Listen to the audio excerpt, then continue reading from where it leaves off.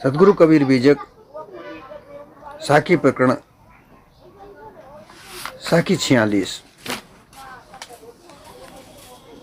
कबीर भरम न भाजिया बहुविध धरिया भेष, साईं के परचावते अंतर रही गई रेश। सदगुरु कबीर इस साखी के द्वारा ये समझाना चाहते हैं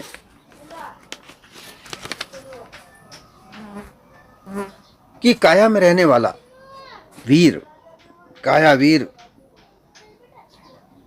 ये जीव है और ये अजर अविनाशी है। इसका जन्म मरण नहीं होता, ना ये मरता है, ना जन्मता है, ना आता है, ना जाता है, परंतु ये अपने आप को भूला हुआ है। कुछ तो ये भूला हुआ है और कुछ इसे भुलाया गया है, दोनों ही बातें हैं। इस संसार में विभिन्न प्रकार के दृश्य हैं, मनमोहक दृश्य हैं जो मन को मोहते हैं। मन को आनंदित करने वाले विभिन्न प्रकार के भोग पदार्थ हैं,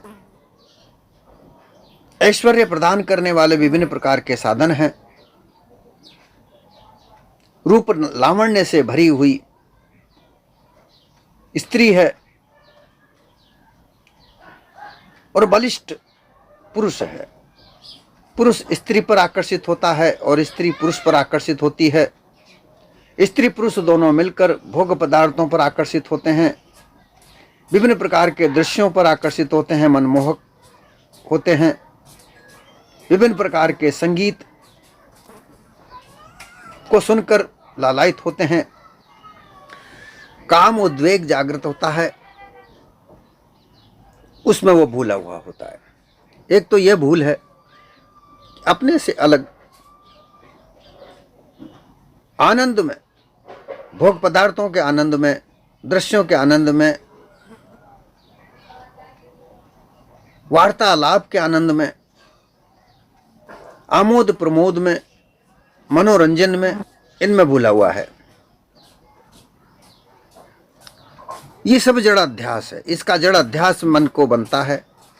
मन को जो भास सभी इन दृश्यों का, आनंद भोगों का, वार्तालापों का, संगीत का, इनका सबका जो भास मन को बनता है, उस भास से इस जीव तक अध्यास पहुंचता है। उस अध्यास में भूल जाता है। फिर ये संशय, भ्रांति, दुविधा, भूल, जड़ अध्यास, खानी वाणी की आसक्ति, भव बंधन, ये कुछ है नहीं, परंतु इसमें ये भूला हुआ पड़ा है, आनंद भास में भूला पड़ा है, जड़ अध्यास में भूला पड़ा है। एक तो ये भूला पड़ा है। इनमें राग लगा हुआ है, अर्थात सांसारिक मोह बंधा हुआ है। परिवार के साथ, अपने इष्ट मित्रों के साथ, जिनसे घुलता मिलता है उनके साथ मोह बंधा हुआ है। पुत्र के साथ, स्त्री के साथ, माता पिता, सबके साथ जो मोह बंधा हुआ है, धन के साथ मोह बंधा हुआ है, अपनी संपत्ति के साथ मोह बंधा हुआ है, अपने ऊंचे पद के साथ मोह बंधा हुआ है, मान मर्यादा के साथ मोह बंधा हुआ है। इनको सबको लेकर ये मोह जाल में बंधा पड़ा है। इस चेतन स्वरूप जीव को बंधने के दो जाल है। एक है खानी जाल और एक है वाणी जाल। खानी जाल में ये मोह बंधन से बंधा हुआ पड़ा है। 84 लाख योनि से निकलकर मानव देह प्राप्त हुई, परंतु फिर भी उस देह के मोह बंधन में बंधा होकर उस देह के लिए यह विभिन्न प्रकार के भोग पदार्थों का भोग करता है, ऐश्वर्य को प्रदान करता है, शरीर को सुख देता है। शरीर को सुख नहीं मिलता है तो वह दुख मानता है। शरीर को भूख प्यास भी लगती है, सर्दी गर्मी भी लगती है, इनसे विकल होता हुआ यह दुख सुख को मानता हुआ और मोह में बंधा हुआ पड़ा रहता है। एक तो यह है, यह खानी जाल है। और इस दुख सुख लाभ हानि में बंधा हुआ आखिरी में यह देह छूट जाती है और फिर यह खानी जाल में चला जाता है। अर्थात जैसी इसकी प्रवृत्ति बनती है, जैसी आसक्ति बनती है, वैसी ही यह दोबारा जन्म धारण कर लेता है। दूसरा है खानी जाल, वाणी जाल। खानी जाल तो मैंने बताया, परंतु यह है वाणी जाल। इस चेतन स्वरूप जीव को इस देह में वाणी का बहुत बड़ा वरदान मिला। ये वाणी इसी ही देह में है, अन्य किसी अन्य देह में नहीं है। परंतु ये भूलवश अपनी निज वाणी को भूलकर, सत्य यथार्थ वाणी को भूलकर काल्पनिक वाणियों में लग गया और उस काल्पनिक वाणी का विभिन्न प्रकार का ऐसा जाल रचा कि उसमें यह खुद उलझ गया।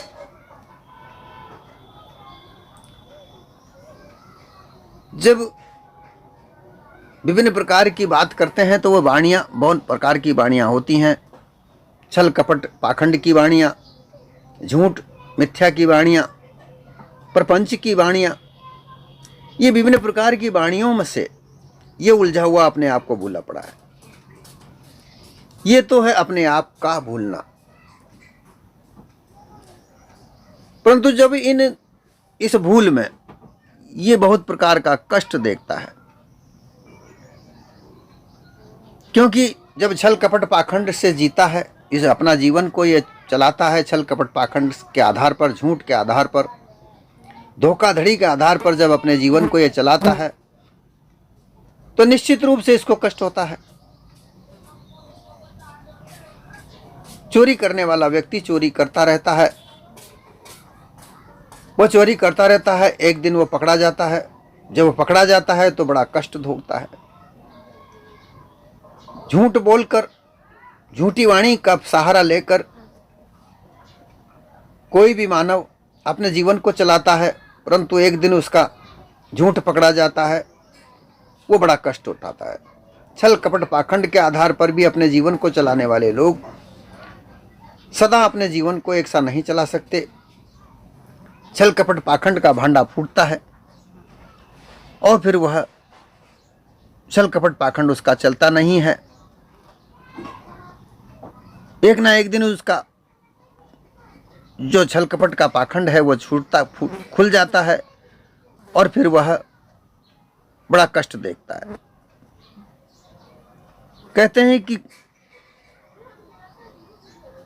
लकड़ी की हांडी में अगर भोजन बनाया जाए तो एक ही बार चढ़ती है,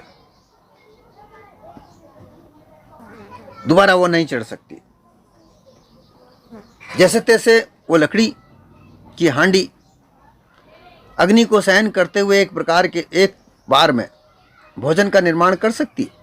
उसमें जो भी भोजन बनाया जाए वो एक बार बना सकती है, परंतु जब तक वो एक बार का भोजन बनाती है तब तक उसकी लकड़ी जल चुकी होती है, फिर वो दोबारा नहीं चढ़ सकती। इसी प्रकार छल कपट पाखंड से मानव जीवन कुछ समय तक चल सकता है,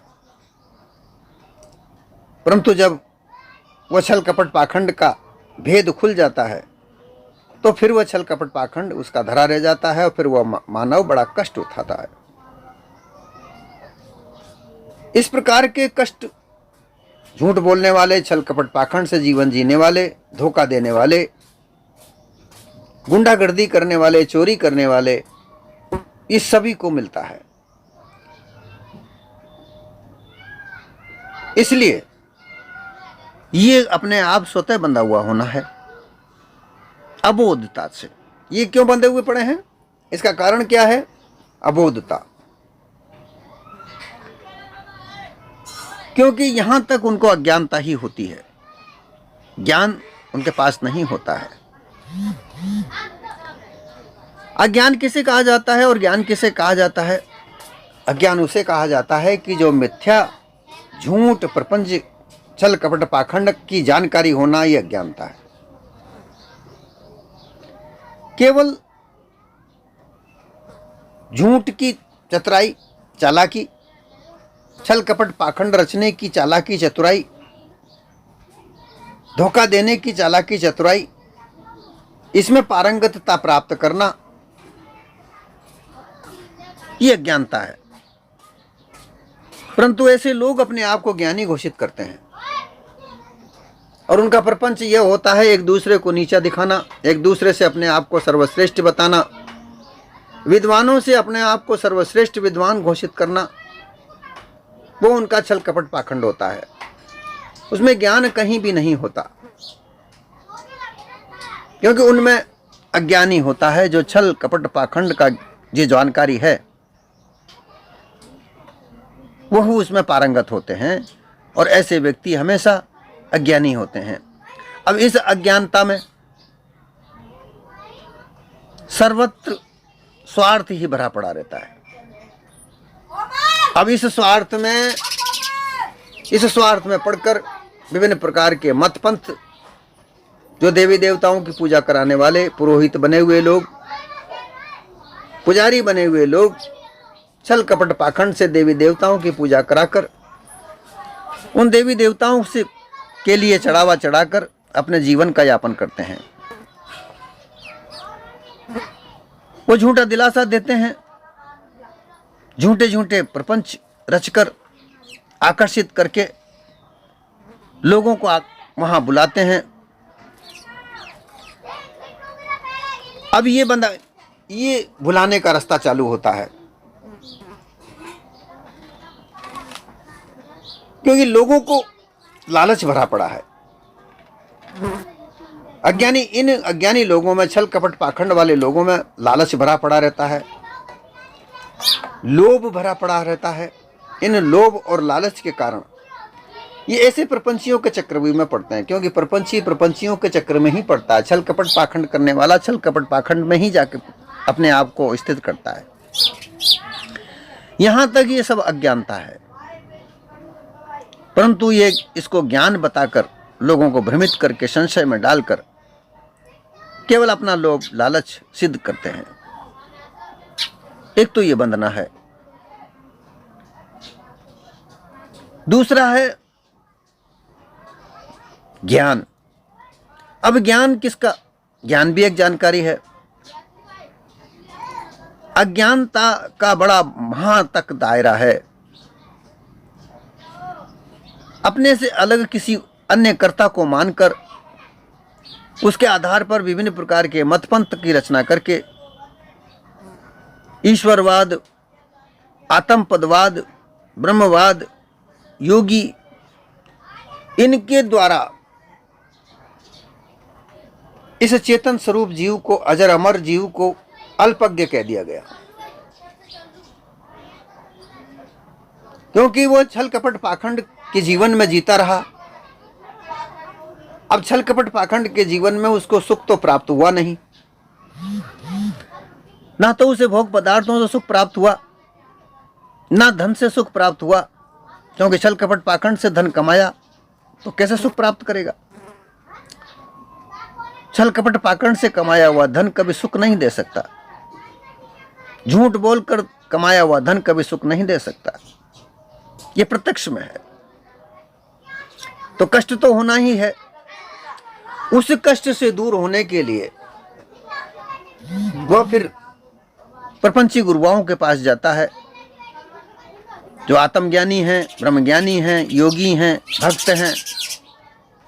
उनके पास जाकर अपना दुखड़ा कहता है और फिर वह एक तो वो बंधा हुआ है अपने आप से, और फिर दोबारा उसको भक्ति में, योग में, ब्रह्मज्ञान में वह बांधते हैं। क्योंकि ब्रह्मज्ञानी कहता है कि यह जो जीव है ये ब्रह्म का आभास है, ये जीव कुछ नहीं है, ये ब्रह्म का आभास है। भक्त कहते हैं कि ये जीव ईश्वर का अंश है, जो भी कुछ करता है वह ईश्वर करता है, ईश्वर के ही अनुसार ये धरती चलती है। धरती पर जो भी पत्ता हिलता है तो वो ईश्वर के इशारे से चलता है। ईश्वर ही इस जीव को पालन पोषण करता है। और योगी कहते हैं कि परमात्मा बहुत बड़ा विज्ञानी है, ये जीव तो एक क्षणिक विज्ञान है। इस अजर अमर चेतन जीव को, जिसका जन्म नहीं होता, ये अजर अमर है, इसको अल्पज्ञ कहकर, अंश कहकर, भास कहकर बुलाया जाता है। और अपने से अलग कोई कर्ता, ब्रह्म व्यापक है, सर्वत्र व्यापक ब्रह्म सत्य द्वितीयो नास्ति, परमात्मा परब्रह्म है, ऐसा कहकर 10 अवतारों को ब्रह्म कहकर, प्रज्ञान आनंदम ब्रह्म अस्ति ऐसा कहकर, आत्म परमात्मा है, वह ब्रह्म है, ऐसा कहकर ब्रह्म की विभिन्न प्रकार की मान्यताओं में इसको भुलाया जाता है।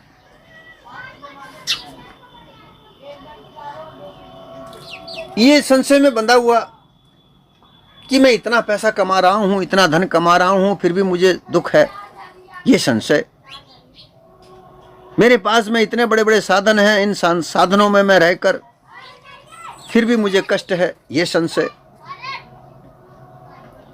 इन संशय में उलझा हुआ ये इन गुरुआ प्रपंचियों के पास जाता है, ज्ञानियों के पास जाता है, गृहस्थियों में रहकर ये योगियों के पास जाता है, भक्तों के पास जाता है और अपना संशय वहां कहता है। फिर वहां इसको कहा जाता है कि ये भवबंधन, ये भाई ये जो भवबंधन है, इससे तो निकालने वाला ईश्वर है, वही निकालता है, क्योंकि माया का पति वही है। ये संसार में माया जकड़ी पड़ी है, इस संसार को माया ने जकड़ रखा है। और जिसकी कृपा ईश्वर की कृपा जिस पर हो जाए वो माया से बच सकता है, वो माया के कष्ट से बच सकता है।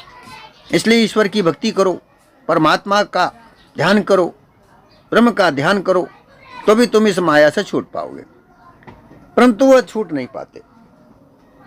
ऐसा संशय वाले लोगों को भ्रांति में, और संशयग्रस्त लोगों को भ्रांतियों से और भुला देते हैं। ऐसे लोग कोई तो भ्रम में पड़कर गृहस्थ आश्रम छोड़कर त्यागी वैरागी बन जाते हैं, और त्यागी वैरागी बनकर बहुत प्रकार के दर्शनों को, वेशभूषाओं को धारण करके अनेक रंग रूप से अपने शरीर में, कोई काशायांबरी, कोई दंडी मुंडी, लुंचित केश बाल नोचने वाले जैन लोग, मुख में पट्टी बांध लेने वाले लोग, सफ़ेद पीला लाल हरा काला नीला रंग बिरंगे वस्त्र, कंबल टाट कंथा पहनकर जटाधारी, खाकी नंग दड़ंगा घोरी, परमहंस मौनी, कोई जड़व्रती भी धारण किए हैं। ये छठ दर्शन और 96 पाखंड का विस्तार करके, अनेक अनेक प्रकार के वेश धारण करके ये लोग उन संशयग्रस्त लोगों को भ्रांति में डालते हैं।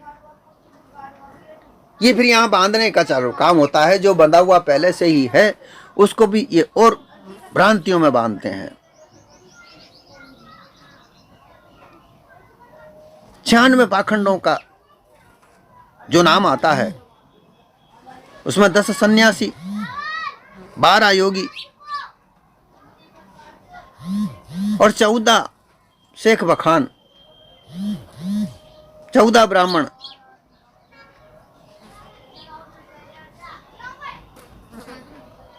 और 24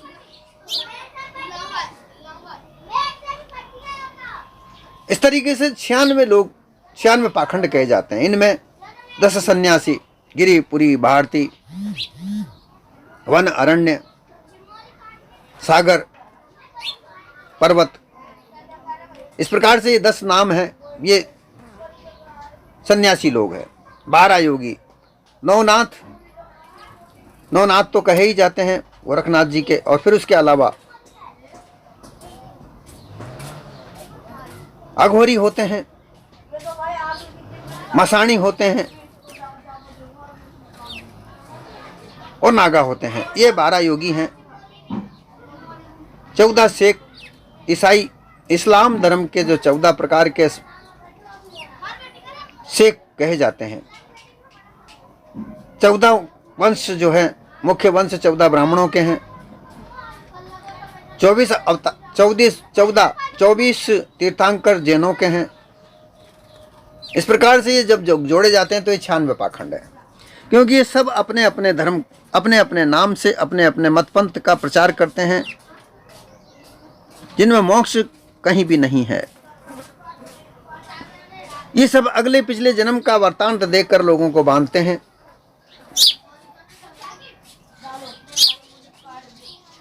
साईं परम पिता परमात्मा सब जगह का मालिक है, उससे अलावा कोई दूसरा नहीं है। वह ब्रह्म सर्वत्र व्यापक है, वह परमात्मा सबसे सर्वत्र व्यापक है, वह ईश्वर सर्वत्र व्यापक है। कोई कहता है वह ईश्वर सर्वत्र व्यापक है, कोई कहता है ब्रह्म सर्वत्र व्यापक है, कोई कहता है परमात्मा सर्वत्र व्यापक है। ऐसा अपना अपना ढिंडोरा पीटते हुए लोगों को भुलाते फिरते हैं।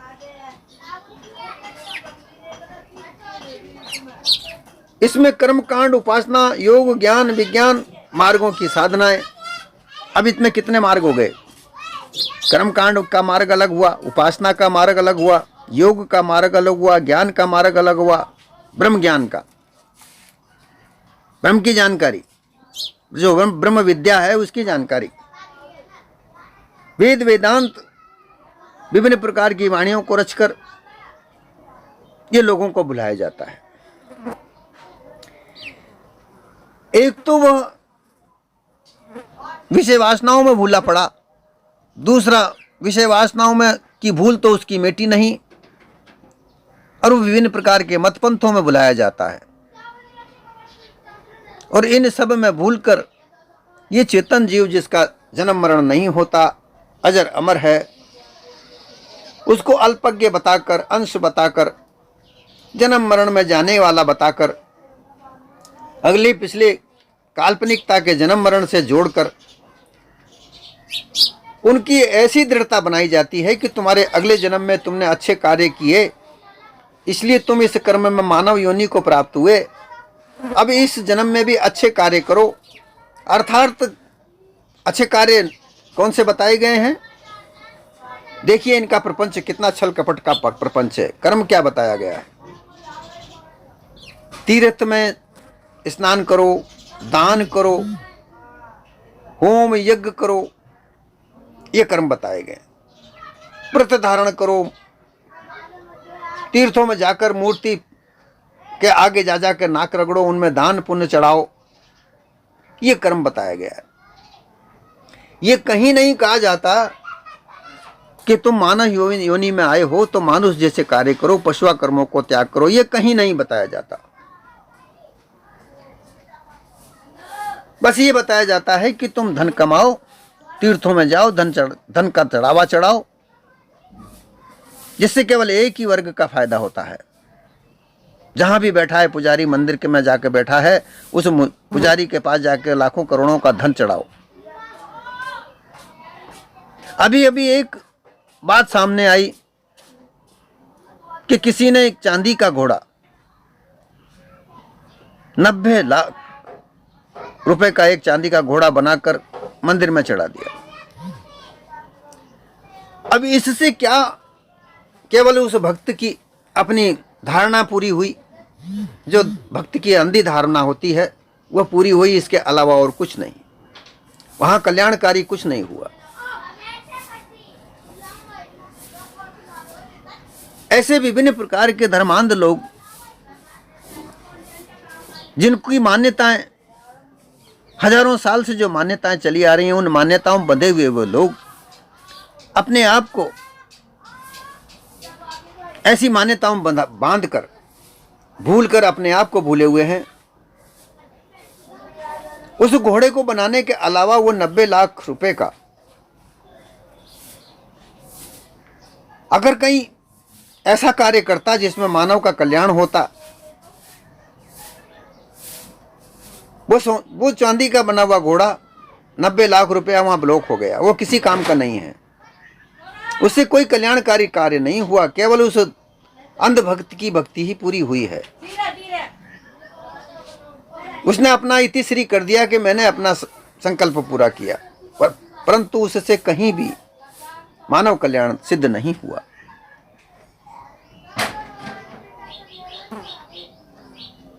इसलिए सदगुरु कबीर कहते हैं कबीर भरम ना भाजिया बहुविध धरिया भेष, साईं के परचावते अंतर रही गई रेश। इतने सारे कर्म कांड, भक्ति, ब्रह्म ज्ञान, योगी होने के बावजूद मन में कुछ संशय बना ही रहा। मन में दुविधा रह गई। अंत समय जब ये देह छूटी तो वह दुविधा उसके साथ ही चली गई। जहां उसकी इच्छा जागृत हुई, जहां वो दृढ़ हुआ, उसी जगह पर उसका जन्म हो गया। सदगुरु कबीर कहते हैं कि ये दुविधा मिटे तो कैसे मिटे। अंतर अपने मन में जो है वह रेश अर्थात तो दुविधा रह गई। वह रेश मिटे तो कैसे मिटे। इतनी सारी मानिंदियों के बीच में कुछ तो वो भूला हुआ और कुछ भुलाने वाले लोग जो केवल अपने लाभ के लिए लोगों को भुलाते हैं। रोचक वाणियों को रचकर उनको उनमें भुलाते हैं। बहुत बड़े बड़े मठों का निर्माण करके उनको प्रलोभन देते हैं कि तुम्हारे दुख का दूर, सारे दुखों का दूर हो जाएगा, सारे दुखों का निवारण यहाँ होगा, बड़े बड़े रोगों का यहाँ पर इलाज होता है। ऐसा प्रचार करके लोगों को आकर्षित करके वहाँ बुलाया जाता है। और फिर उनके यहाँ जाकर वे लोग जब देखते हैं कि वहाँ क्या होता है, उनका प्रपंच इतना ही नहीं, वो कुछ किन्हीं लोगों को, गिनती के लोगों को कुछ पैसा देकर वहाँ प्रचार भी करवाते हैं कि मेरा इतना बड़ा कष्ट था वो दूर हुआ। पैसा देकर ऐसा भी कहलवाते हैं और उसमें और वो लोग जकड़ जाते हैं। वो संशय, उनके मन की रेश वहां से निकलती नहीं है और अंत में आवागमन के चक्रव्यूह में वो पड़ जाते हैं। ये भूल जो खुद की बंधी हुई या दूसरे की बंधाई हुई, ये भूल जब मिटेगी जब अपरोक्ष ज्ञान ना हो। जब तक ये भूल नहीं मिट सकती। अपरोक्षता, अपने आप को जानना, जब तक अपने आप को नहीं जाने कि मैं क्या हूं और मैं क्या कर सकता हूं, मुझे क्या करना है, इस संसार में मेरे कर्तव्य क्या हैं, मैं क्यों इस संसार में आया हूं, मैं कहां जाऊंगा, मेरी बुरी आदतें क्या हैं, इनको त्याग करना। मानुष जन्म बड़ा उत्तम कहा गया है, सर्व सामर्थ्य उत्तम देह है। ये मानुष देह इस जीव की साधना है, साधन है। इसमें अपने आप को जाने, अपने निज स्वरूप को प्राप्त करे, पारख बोध, अपरोक्ष पारख पद को प्राप्त करे, अपरोक्ष पारख ज्ञान को प्राप्त करे। जब निज बोध हो जाता है, अपरोक्ष रूप से निज बोध जब हो जाता है, तब जाकर ये संशय मिटता है। क्योंकि जब जाकर ये जाना जाता है कि ये जितनी भी मान्यताएं बनाई हैं, ये सब इस मानव ने ही बनाई है, इनसे अगले पिछले जन्म का कोई संबंध नहीं है। जो भी कुछ होता है, जो वर्तमान में ही होता है। जो हमें ये देह मिली है, ये एक दिन समाप्त हो जाएगी। इसी के बीच में जो भी कुछ होना है, वो इस देह के बीच में ही होना है। ये देह समाप्ति होने के पहले ही होना है। देह समाप्त होने के बाद कुछ नहीं प्राप्त होना, ना देह प्राप्त होने के पहले कुछ प्राप्त हुआ था। ये अगला पिछला जन्म का जो ढकोसला हमारे सामने डाला गया है, ये सब गुरुआ प्रपंचियों के लाभ के लिए बनाया गया है। ना तो कोई अगला जन्म था, ना अगला जन्म होगा, ना पिछला जन्म था। ये वर्तमान में जियो। ये वर्तमान का जीवन ही तुम्हारा अनमोल जीवन है। इसको अपने आप को जानकर, पार की संतों की संगत करके, अपने निज स्वरूप को जानकर, उस निज स्वरूप में स्थित होकर, अपनी जो विभिन्न प्रकार की आशाएं हैं, तृष्णाएं हैं, इनको समाप्त करोगे। निराश होकर व्यवहारिक रूप से इस संसार में जो तुम्हारा कर्तव्य है उसको पूरा करने के लिए अपने जीवन को वैसा बनाओ। तुम्हारे जीवन का निर्वाह तुम्हारा कर्तव्य है। पशुआ कर्मों को त्याग कर मानव कर्म को धारण करें, यह तुम्हारा परम कर्तव्य बनता है।